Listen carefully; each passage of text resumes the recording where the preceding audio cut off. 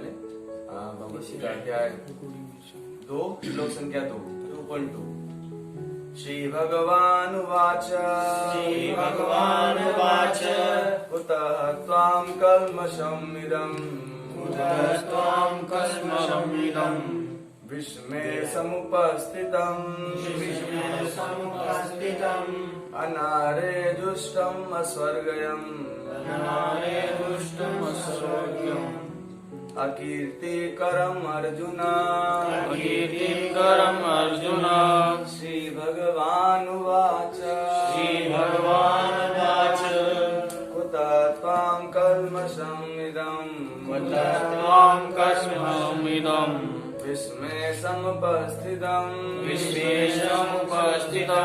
अनारे जुष्टम् अस्वर्गयम् अकीर्तिकरम् अर्जुन।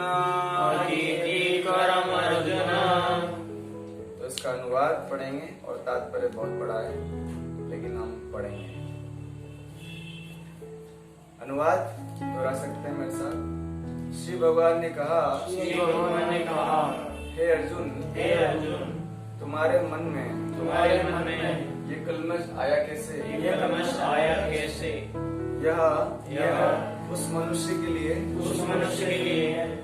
तनिक भी अनुकूल नहीं है जो जीवन के मूल्यों को जानता हो। इससे उच्च लोक की नहीं अपितु अपयश की प्राप्ति होती है। और तात्पर्य प्रभुपाद जी को जहाँ मौका मिलता है भगवान के लिए बोलने के लिए प्रभुपाद जी पूरा कसर निकालते हैं।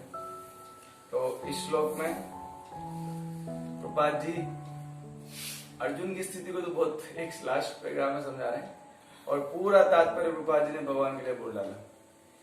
कुछ इंपॉर्टेंट श्लोकास हैं भगवत गीता में 2.2 और 7.7 याद रखिए। 2.2 और 7.7 ये दोनों श्लोक प्रूव करता है कि कृष्ण भगवान है ना? क्योंकि शास्त्रिक रेफरेंस के बिना लोग मानेंगे नहीं। मतलब प्रभुपाद जी ने इन दोनों श्लोकों में 2.2 7.7 कीजिए याद करिए, इनको याद रखिए। 2277 है ना। तो तात्पर्य प्रभुपाद जी लिखते हैं, सुनिएगा। श्री कृष्ण तथा श्री भगवान अभिन्न है, इसलिए श्री कृष्ण को संपूर्ण गीता में श्री भगवान ही कहा गया है। श्री भगवान परम सत्य की पराकाष्ठा है। परम सत्य का बोध ज्ञान की 3 अवस्थाओं में होता है। ब्रह्म या निर्विशेष सर्वव्यापी चेतना,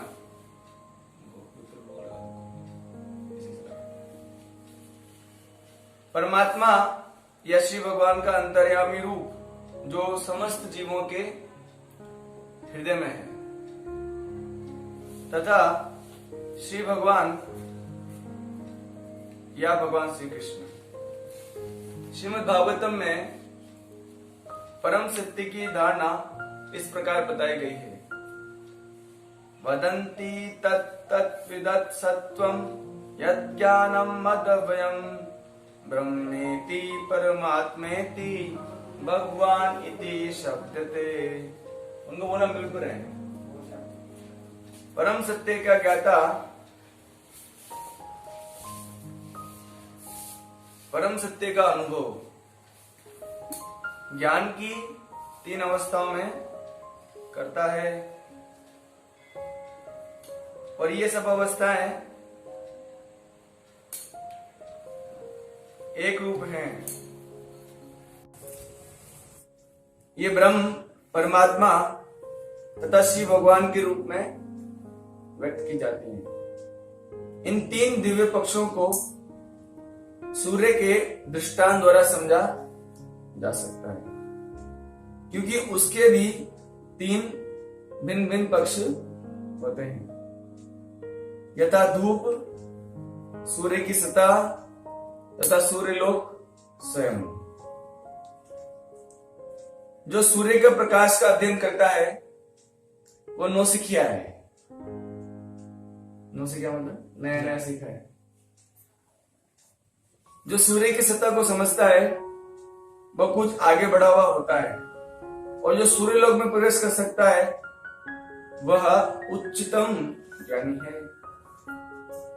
जो नौसिखिया सूर्य के प्रकाश, उसकी विश्वव्याप्ति तथा उसकी निर्विशेष प्रकृति के अखंड तेज के ज्ञान से ही तुष्ट हो जाता है, वह उस व्यक्ति के समान है जो परम सत्य के ब्रह्म स्वरूप को ही समझता है। परम सत्य मतलब भगवान के ब्रह्म स्वरूप को ही जो समझता है। जो व्यक्ति कुछ अधिक जानकारी, जो थोड़ा ज्यादा जानता है, वह सूर्य गोले के विषय में जान सकता है, जिसकी तुलना परम सत्य के परमात्मा स्वरूप से की जाती है।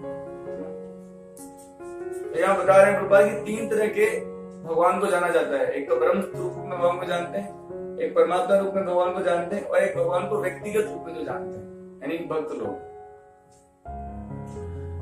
जो व्यक्ति सूर्य लोक के अंदर में प्रवेश करता है, उसकी तुलना उससे की जाती है जो परम सत्य के साक्षात रूप की अनुभूति प्राप्त करता है। अतः जिन भक्तों ने परम सत्य के भगवान स्वरूप का साक्षात्कार किया है, वे सर्वोच्च अध्यात्मवादी हैं। यद्यपि परम सत्य के अध्ययन में रत विद्यार्थी एक ही विषय के अध्ययन में लगे हैं। परम सत्य मतलब भगवान के जानने के लिए जो लोग जुड़े हुए हैं, वो वास्तव में एक ही सब्जेक्ट जानना चाहते हैं, भगवान को। लेकिन कुछ लोग भगवान को ज्योति मानते हैं, तो वो ब्रह्म साक्षात्कार है। कुछ लोग भगवान को कहते नहीं, भगवान ज्योति नहीं, भगवान तो सबके हृदय में रहते हैं परमात्मा रूप में, तो वो भी भगवान का एक आंशिक साक्षात्कार है। कुछ लोग कहते नहीं, भगवान तो वो होते हैं जिनके साथ भक्त होते हैं, और भगवान के साथ में भक्तों का प्रेम संबंध होता है, अनेक लीलाएं भगवान करते हैं। जो लोग परमात्मा स्वरूप और ब्रह्म ज्योति स्वरूप को मानते हैं, वो भगवान की लीलाओं पर भरोसा नहीं करते। आप उनको भगवान की लीला सुनाए तो उनको बोरियत होती है ना। ये सच हुए है ना। एक बार एक लड़का आया था, है ना, तो वो कोई संस्था से था, ब्रह्म ज्योति की संस्था से था कहीं, तो उसको मैं भगवान की कथा सुनने लगा, तो वो बहुत परेशान हो गया। ऐसा लग रहा था कि उसको कोई बहुत बुद्धि से पीट रहा हो,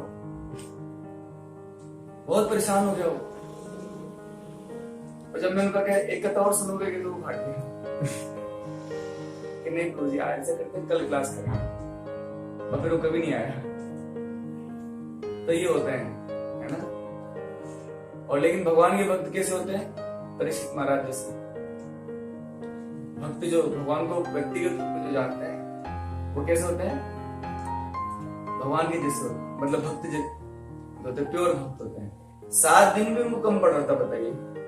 अब आप देखिए परीक्षित महाराज ने कभी इतना लॉन्ग टाइम बिताया, राज कार्य में जुटे व्यक्ति हैं वो, है ना। तो उनको इतनी क्या रुचि है कि 7 दिन तक कोई सब्जेक्ट आप बोला, अरे 3 घंटे तक आप कोई सब्जेक्ट बोले तो आप बोलोगे एक ही सब्जेक्ट, और उनको सिर्फ भगवान का सब्जेक्ट बोले जा रहे थे। सुखदेव गोस्वामी 7 दिन और 7 रात तक ना कुछ खाया, ना कुछ पिया, ना सोए।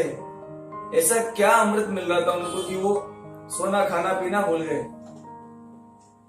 ये है सर्वोच्च सुख, भक्ति का सुख, है ना। हाँ, तीनों अवस्थाओं के देवता एक ही श्रेणी के नहीं होते हैं ना। पहले हम लोग यहां तक समझेंगे, है ना, कि यहां पर आप देखिए, है ना, तो इसके बाद में यहां से समझेंगे ना। पहले यहां तक पढ़ेंगे। प्रभुपाद जी तात्पर्य में लिख रहे हैं, एक बात बोले थे मुझे लाइन टू लाइन आप पढ़ाइए, है ना। तो प्रयास करते हैं लाइन टू लाइन पढ़ाने के लिए। तो अनुवाद में प्रभुपाद लिखते हैं, भगवान अर्जुन ने कहा, हे अर्जुन तुम्हारे मन में कलमश आया कैसे, है ना। तात्पर्य से पढ़ते हैं। श्री कृष्ण तथा श्री भगवान अभिन्न है, इसलिए उनको भगवत गीता में भगवान कहा गया है। आप देखिए, आप भगवत गीता पढ़ते हो तो संजय उवाच मिलता है, धृतराष्ट्र उवाच मिलता है, और अर्जुन उवाच मिलता है, लेकिन कृष्ण उवाच शब्द आप भगवत गीता में पाओगे नहीं। क्यों? है ना। कृष्ण उवाच शब्द आपको पूरी भगवत गीता में कहीं नहीं मिलेगा। क्यों? है ना? क्योंकि कृष्ण शब्द जो है वो लोग कोई नाम है। तो वेद व्यास जी ने ये ग्रंथ जो है ना, वेद व्यास, ये महाभारत का पार्ट है ना, वहां से भगवत गीता लिया गया है। तो वेद व्यास जी ने उसको लिखवाया है ना, और गणेश जी भी इसको स्वीकार करते हैं। आपको जान के आश्चर्य होगा, क्योंकि वेद व्यास जी ने कहा था जब गणेश जी लिखने आए महाभारत को, तब गणेश जी ने एक शर्त रखी वेद व्यास जी के सामने कि मैं लिख दूंगा जो आप बोलेंगे, लेकिन अगर आप कभी भी रुके बोलते बोलते तो मैं वहीं से लिखना बंद कर दूंगा और चला जाऊंगा। तो वेद व्यास जी थोड़े ज्यादा चतुर थे, उन्होंने कहा ठीक है, नो प्रॉब्लम, लेकिन मेरी भी एक शर्त है। क्या? कि आप कोई भी श्लोक को बिना समझे लिखेंगे नहीं। जब तक आपको कोई भी श्लोक समझ में नहीं आता तब तक आप क्या करेंगे? लिखेंगे नहीं। तो जब तक कभी इसलिए महाभारत में कुछ ऐसे ऐसे श्लोक हैं जिनका मतलब हमको समझ नहीं आया, कूट श्लोक बोलते हैं उनको। तो वो क्या है, वेद व्यास ने सिर्फ गणेश जी के लिए बोले थे। जब तक गणेश जी उसको सोचे समझे, अब गणेश जी सबसे बुद्धिमान है, सोचो उनको समझने में इतना टाइम लग गया। हम लोग तो वैसे मर गए। तो वेद व्यास जी ने हाँ कुछ ऐसे श्लोक बोले थे। तो इसका मतलब गणेश जी स्वीकार करते हैं कि कृष्ण भगवान, नहीं तो अगर नहीं स्वीकार करते, पहले मैं जा रहा हूँ कृष्ण भगवान कैसे, शंकर जी भगवान है, आप ऐसे कैसे बोले? मेरे पापा को बोलते नहीं आप। शिव जी मेरे पापा हैं, उनको भगवान नहीं बता तो सारी दुनिया भगवान बता रहे हैं, और तुम भगवान नहीं बता रहे, मैं नहीं लिखूंगा। आप नहीं, उन्होंने लिखा क्योंकि वो समझ रहे हैं कि कृष्ण जो है भगवान है। उन्हीं की हैंडराइटिंग में सब कुछ महाभारत। ओके, तो यहां पर इसलिए कृष्ण को क्या कहा गया? भगवान कहा गया। फिर कहते हैं श्री भगवान परम सत्य की पराकाष्ठा है। परम सत्य मतलब भगवान, है ना। सत्य मतलब जो झूठ नहीं होगा ना। सत्य किसे कहा जाता है? जो झूठ नहीं, जो हमेशा होता हो 100%। भगवान जो है परम सत्य है। कुछ लोग भगवान को परम सत्य के रूप में बोलते हैं।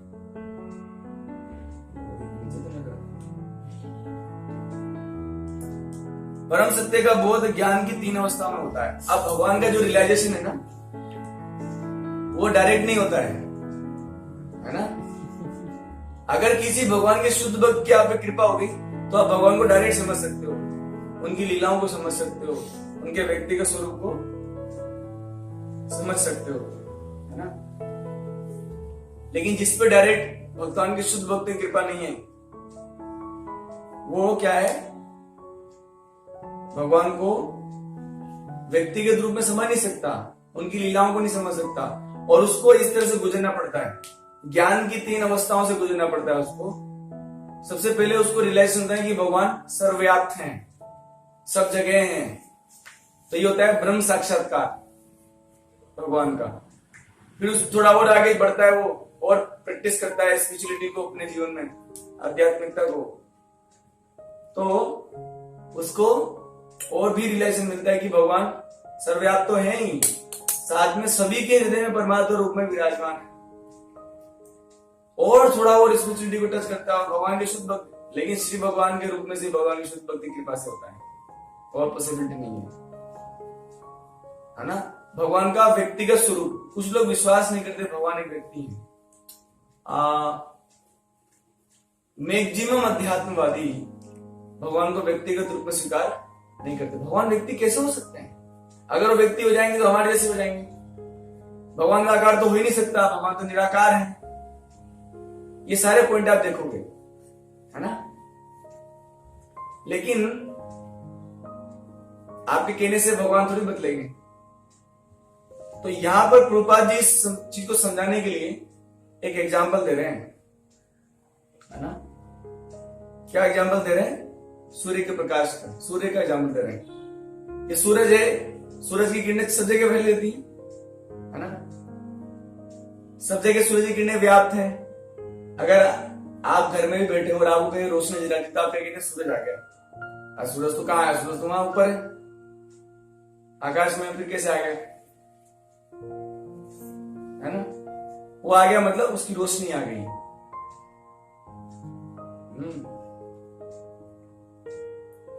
फिर उसके बाद में आप देखते हो कि सूरज, आप थोड़ा बाहर निकलते हो, सूरज एक गोला है। फिर तीसरा व्यक्ति सोचता नहीं, हो सकता है कि सूर्य भी एक लोक हो, वहां पर भी जीव जंतु रहते हो, वहां पर भी कई प्राणी रहते हो। तो सूरज के बारे में जो पूर्ण जानकारी किस व्यक्ति को है? उस व्यक्ति को जो ये कहता है कि सूरज गोला भी है, सूरज से प्रकाश भी निकलता है और सूर्य के अंदर कुछ जीव जंतु भी रहते हैं, है ना? जैसे आज हम चर्चा कर रहे थे कि सूर्य में भी जीव जंतु रहते हैं, है ना? सूर्य एक लोक है जहाँ के जो है देवता है सूर्य देव, सूर्य नारायण भी बोलते हैं कुछ उनको। और इन्हीं सूरज से, है ना, इसलिए एक बार हनुमान जी एक बार सूरज को देखे, बड़ा अच्छा फल है, बड़ा मधुर है, तो उसको लेने के लिए उचके और सूरज के पास चले गए। और सूरज के पास जाके सूर्य लोक में चले गए, वहां पर सूर्य देवताओं को मिले और सूर्य देवता से ही अध्यात्म का पूरा ज्ञान हनुमान जी को मिला, क्योंकि सूर्य देव ऑथराइज्ड पर्सन है।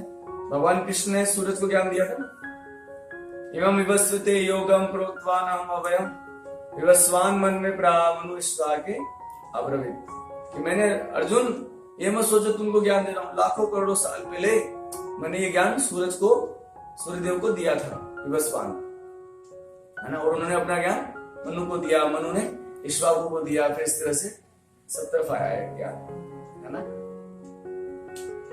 दूसरा उदाहरण प्रभुपाद जी समझाते हैं, है ना?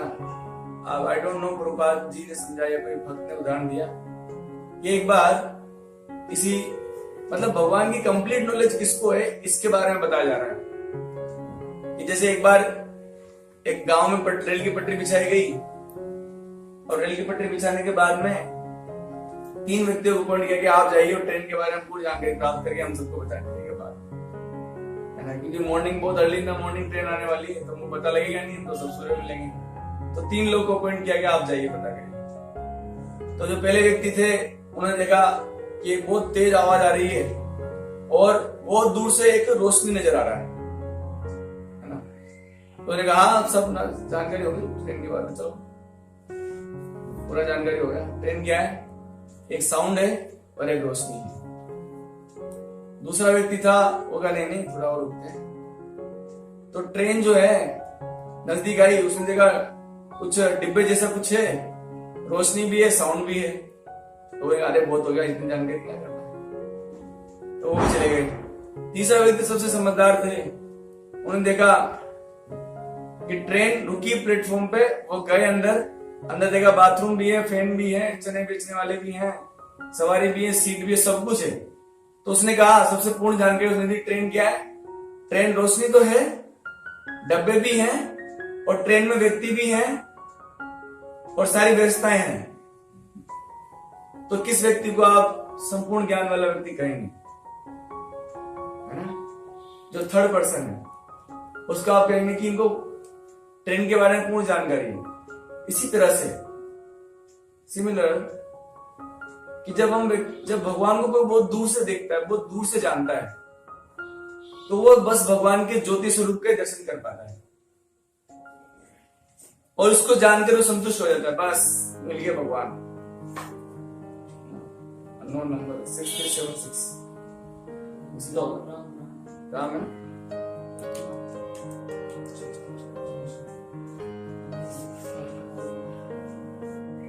हाँ,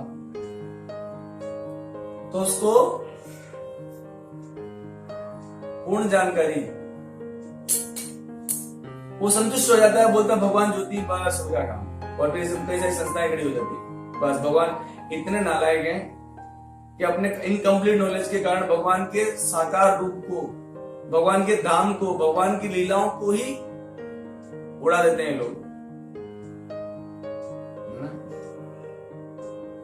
दूसरे लोग होते हैं कि ठीक है भगवान ज्योति है, भगवान परमात्मा भी है, वो भी भगवान विश्वास नहीं करते। तो तीसरे लोग होते हैं, बस समझते हैं भगवान ज्योति भी हैं, भगवान के धाम से ज्योति निकलती है, ये देखो फोटो भी है ना, ब्रह्म ज्योति भगवान के धाम से निकलती है ना।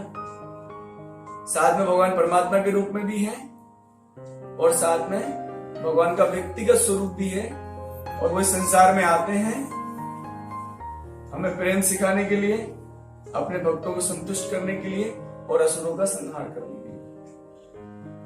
लेकिन भगवान को इस रूप में जानना सबके बस की बात नहीं है। इसलिए भगवान कृष्ण ने गीता में कहा, मनुष्याणाम सहस्रेषु कश्चित् यतति सिद्धये यताम अपि सिद्धानाम कश्चन माम वेति तत्वतः। कि हजारों मनुष्य हैं, उसमें से कोई एक मेरे को इस रूप में जान पाता है, अर्जुन जिस रूप में मैं तेरे सामने खड़ा हूं। मुझे भगवान के रूप में कोई नहीं जानता है, सिर्फ किसी पर जिन पे मुझे कृपा करनी है या मेरे भक्त जिस पे कृपा कर रहे हैं, उन्हीं को जानकारी प्राप्त होती है कि मैं भगवान हूं। नहीं तो विश्वास नहीं, तो भगवान यार एक व्यक्ति हो सकते हैं क्या? आश्चर्य लगता है आप लोग, हमारे जैसे व्यक्ति है, कैसे हो सकता है भगवान एक व्यक्ति? हम लोग को भी ये डाउट तो है भगवान, इसलिए तो भगवान पूजा नहीं करना चाहते। अरे ये क्या है? एक भक्त प्रभुपाद को कहता है कि प्रभुपाद जी आपने क्या अपने अपने जो मंदिर है उसमें छोटे छोटे कृष्ण रख रखे हैं, इनको भगवान मानने की इच्छा नहीं होती। बोले कैसे, फिर क्या करें? क्या आप ना भगवान का विश्व रूप वाला बनाओ, स्टेचू मूर्ति बनाओ आप, तो लगता है हाँ ये भगवान। ऐसे बहुत लोग हैं। अब बोले कि इतने सारे विश्व रूप, इतने सारे कपड़े कहां से लाए? तो बाद में आंसर तुमने को जान दिया, बहुत बता रहे थे बस, है ना। तो बाद ये सोच रहे कि भाई इनको भी वही विश्व रूप वाला भगवान को व्यक्तिगत रूप में मानना इतना आसान नहीं है ना। क्या बांसुरी बजाने वाले व्यक्ति भगवान हो सकते हैं क्या है? लेकिन सिर्फ ओनली जिन पर विशेष कृपा है वो भगवान को समझ सकते हैं व्यक्तिगत रूप में, है ना।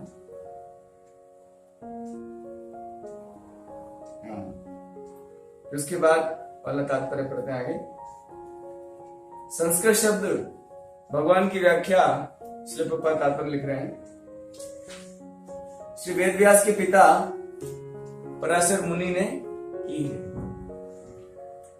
समस्त धन, शक्ति, यश, सौंदर्य, ज्ञान तथा त्याग से युक्त परम पुरुष भगवान कहलाते हैं। ऐसे अनेक व्यक्ति हैं जो अत्यंत धनी हैं, अत्यंत शक्तिमान हैं, अत्यंत सुंदर हैं, विख्यात विद्वान व्यक्ति हैं, किंतु कोई इस अधिकार ये नहीं कह सकता कि उसके पास सारा धन और शक्ति आदि है ना। तो बाजी लिख रहे हैं इसमें कि ऐसा हो सकता है कि किसी व्यक्ति के पास धन हो, है ना,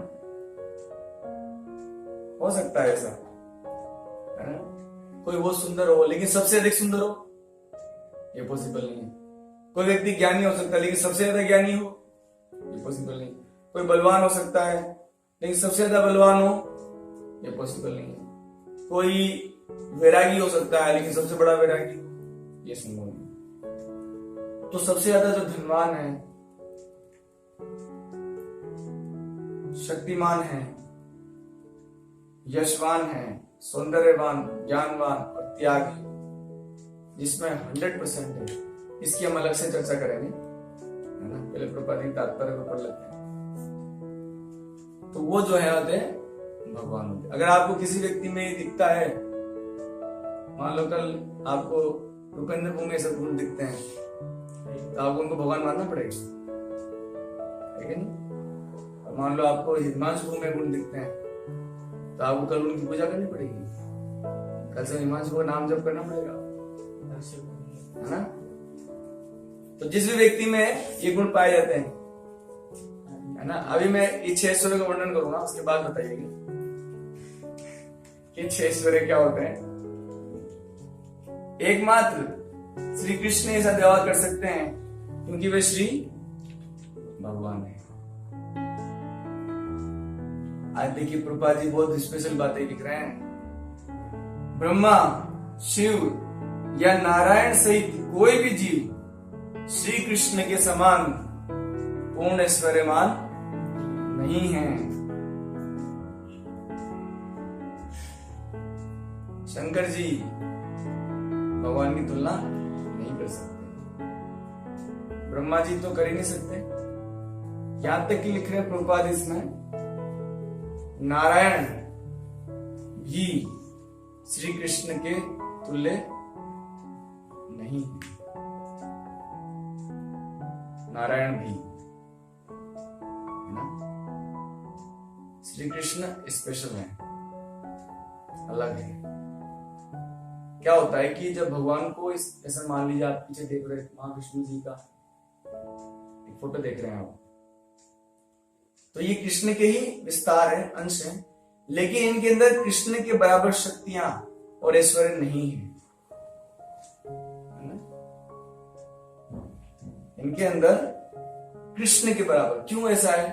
क्योंकि भगवान जब इस संसार में अवतरित होते हैं, जब अवतार लेते हैं, प्रकट होते हैं, तब क्या होता है? भगवान को जिस काम के लिए जितना एनर्जी चाहिए उतना ही इनपुट करते हैं। जैसे नरसिंह रूप में भगवान आते हैं तो हिरण्यकश्यप को मारने के लिए और प्रहलाद जी को आशीर्वाद देने के लिए जितना एनर्जी की जरूरत है उतना ही एनर्जी उस अवतार में भगवान प्रकट करते हैं, है ना। राम जी का अवतार हुआ और कृष्ण ही है, कृष्ण का ही रूप है, लेकिन राम जी के अवतार के लिए उस स्पेशल पर्पस के लिए जितनी शक्ति की आवश्यकता है, जितनी एनर्जी की रिक्वायरमेंट है, उतना भगवान उसमें रखते हैं और अवतार लेते हैं। नारायण रूप में भी जितना है, जितना जरूरत है उतना रखते हैं। माँ विष्णु जी को ब्रह्मांड उत्पन्न करने हैं तो जितना शक्ति ब्रह्मांड उत्पन्न करने के लिए चाहिए उतना ही शक्ति भगवान माँ विष्णु रूप में प्रकट करते हैं। लेकिन कृष्ण 100% फुल एनर्जी के साथ इस संसार में प्रकट होते हैं, इसलिए कृष्ण अलग है ना। और कृष्ण के साथ एक बात और खास है कि कृष्ण आप जिस रूप में आप उनको प्रेम करना चाहते हो,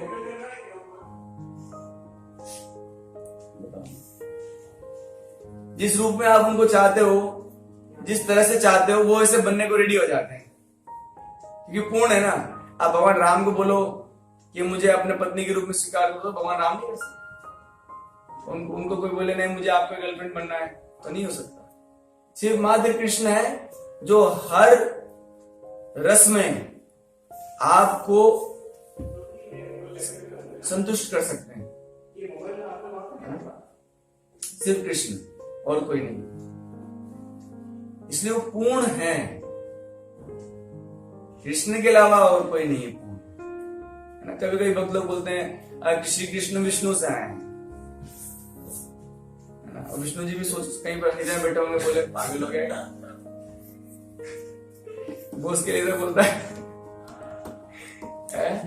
कृष्ण लीला में भी ऐसा हुआ कि जो महाविष्णु जी हैं वो भी कृष्ण के दर्शन करने के लिए ब्राह्मण के लड़कों को मरवा दिया।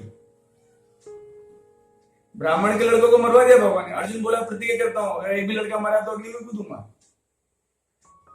तो ब्राह्मण का लड़का मर गया और अग्नि चिता, अर्जुन चिता तैयार कर ली, बोले अब मरूंगा ऐसे। बोले तू ऐसे प्रतिज्ञा क्यों करता है? बोले हाँ इसलिए करता हूं। बोले चल ब्राह्मण के लड़के को छुड़ा के लाते हैं, ये माँ विष्णु जी की करतूत है पूरी। तो भगवान ने स्पेशल रथ मंगाया क्योंकि वो जा नहीं सकता था। पहले ब्रह्मांड के बाहर निकले भगवान, एक ब्रह्मांड में होंगे यहाँ, तो इस ब्रह्मांड से बाहर निकल कोई नहीं सकता, स्पेशल रथ मंगाया भगवान ने। फिर वहां से महाविष्णु जी थे वो उनके पास गए और महाविष्णु जब कृष्ण को देख लिया, बस मैं तो ये आपको दर्शन करना चाह रहा था, आप आ नहीं रहे थे तो मेरे को ये ट्रिक अपना। तो कृष्ण सिर्फ कृष्ण है, उनके जैसे कोई नहीं। इसलिए प्रभुपाद यहाँ लिख रहे हैं कि नारायण भी कृष्ण के समान नहीं है, कोई भी नहीं है। और भगवान कृष्ण आते भी नहीं हमेशा, ये भी ध्यान रखिए। ब्रह्मा जी के एक दिन में एक बार आते हैं बस। जो कृष्ण ओरिजिनल है, फुल फॉर्म वृंदावन कृष्ण, वो कभी नहीं आते। वृंदावन कृष्ण सिर्फ ब्रह्मा जी के 27 चतुर्युग, 28 चतुर्युग के द्वापर में। 7 मनु क्या 8वां मनु है, 7वां मनु। ब्रह्मा जी के एक दिन में कितने मनु उत्पन्न होते हैं? 14 मनु। हर मनु के पास कितने चतुर्युग होते हैं? हर मनु के पास कितने चतुर्युग होते हैं?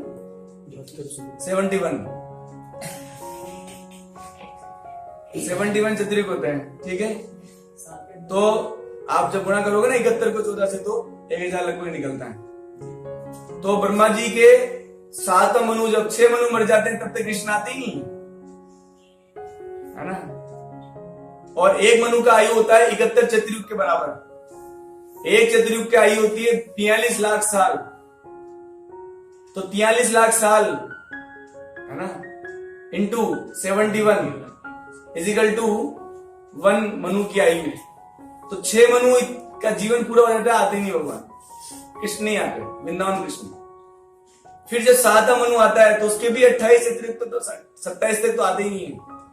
बिल्कुल 28 चतुर्युग का जब द्वापर आएगा तब कृष्ण, वृंदावन कृष्ण अपना पूरा धाम के साथ प्रकट होते हैं। एक बात कहते हैं कि हम लोग बहुत भाग्यशाली हैं कि वृंदावन कृष्ण की लीलाओं को समझ पा रहे हैं। अब जो कलयुग आएगा ना द्वापर, उसमें वृंदावन कृष्ण नहीं आने वाले। बोले क्यों? बोले भगवान ही बोलते हैं यार मैं क्या डेली आऊंगा क्या? ब्रह्मा जी एक दिन में एक बार आ गया, अब क्या है? भगवान के लिए, हमारे लिए बहुत बड़ा युग हो सकता है, इतना लाखों करोड़ साल हो सकता है, लेकिन ब्रह्मा भगवान के लिए तो एक दिन है। ब्रह्मा जी के हर दिन में आते कृष्ण। एक खास बात है यहाँ पे, है ना।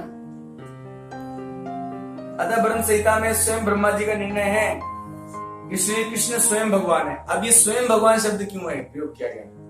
नारायण के लिए स्वयं भगवान शब्द प्रयोग नहीं किया जाता। स्वयं भगवान का क्या मतलब? ये आगे श्लोक भी है 8233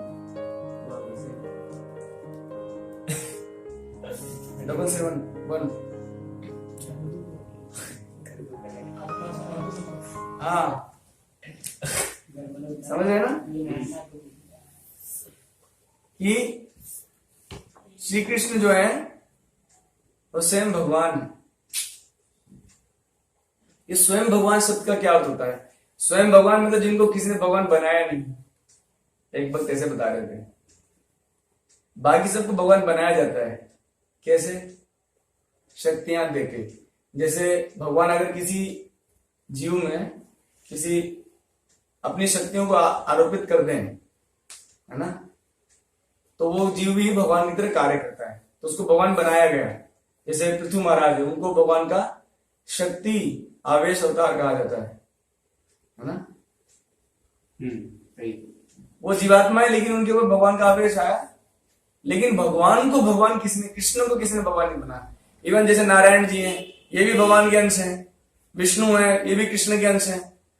लेकिन ऐसे कृष्ण किसी के अंश नहीं है। ये बात इंपॉर्टेंट है, पूर्ण पुरुषोत्तम है ना, इसलिए उनको पूर्ण पुरुषोत्तम कहते हैं। कृष्ण किसी के अंश नहीं है, कृष्ण स्वयं भगवान है। अब देखिए कभी कभी ना आप देखो भगवान नारद, आप जब भागवतम पढ़ते हो तो वहां पर आप भगवान नारद, भगवान वेदव्यास जी के ऊपर भी शक्ति आवेश अवतार कहा जाता है कि उन्होंने, भगवान ने उन पर अपने ज्ञान शक्ति का आवेश दिया, इसलिए उन्होंने वेदों की रचना कर दी, पुराणों की रचना कर दी ना। भगवान ब्रह्मा भी आप कई जगह सुनोगे, भगवान ने उनको नॉलेज दिया था सृष्टि करने का और वेदों का नॉलेज दिया था। इसलिए जब भगवान का आवेश किसी पे आता है तो भगवान जैसे कार्य करने लगता है, इसलिए उनको भगवान कह देते हैं। लेकिन तो इसको कहते हैं भगवान बनाना। लेकिन कृष्ण ऐसे भगवान नहीं है। कृष्ण क्या है? स्वयं भगवान। इसलिए मैं आगे थोड़ा आगे ले रहा हूं इसको, है ना। यहां पर एक श्लोक का, भागवतम का एक श्लोक कोट किया प्रभुपाद जी ने। एते चंशकला पुंसः कृष्णस्तु भगवान स्वयं। वो स्वयं भगवान है, उनको कोई नहीं बनाता, है ना।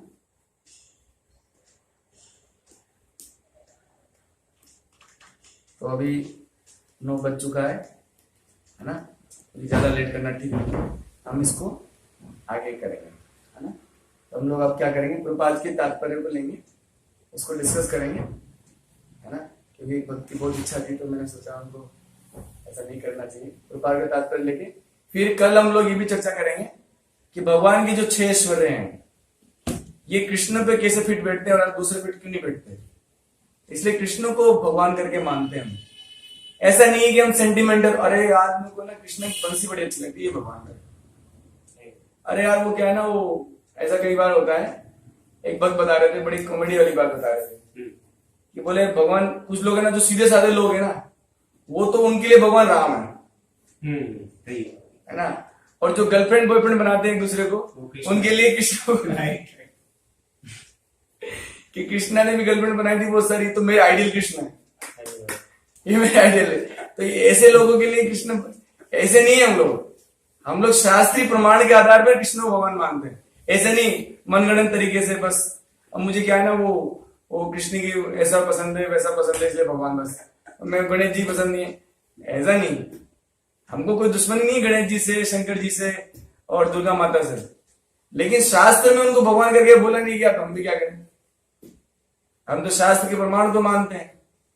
शास्त्र प्रमाण में ये बताया गया है कि कृष्ण किस तरह से भगवान। अगर उसमें दुर्गा जी को बोलते भगवान तो हम दुर्गा जी को भगवान मान लेते, उसमें बोलते कि गणेश जी भगवान है तो गणेश जी को मानते। लेकिन शास्त्र बोलता है कि शास्त्र की चर्चा कल आएगी, तो कल इस श्लोक उच्चारण करेंगे हम लोग 2-3, तो इस श्लोक कल तक कंप्लीट होगा। तब तक के लिए आप सबका बहुत धन्यवाद। एक बार आपके लिए महामंत्र कल का टाइमिंग, वो जी आप लोग है ना कल हरे कृष्णा जो भी फोन पे हैं वो भी ध्यान से सुनिए, क्योंकि कल हम लोग 7:30 बजे से क्लास करेंगे। तो आपको जो महाभारत का सीरियल है वो थोड़ा स्किप करना पड़ेगा क्योंकि बहुत लेट हो जाते हैं हम लोग, है ना। तो कल हम लोग 7:30 से क्लास चालू कर देंगे और 8:30 तक कंप्लीट करेंगे उसको, ठीक है। अगर किसी को आपत्ति है तो व्हाट्सएप ग्रुप पे भेज दीजिएगा, है ना। और कल से 7:30 से 8:30। तो जो प्रसाद पाने वाले भक्त हैं हमारे वो ध्यान दीजिए, 7 बजे से पहले प्रसाद पा लीजिए क्योंकि आधा घंटा कीर्तन भी करना है और प्रसाद 6 बजे तक ले आओ मुझे यहाँ पे।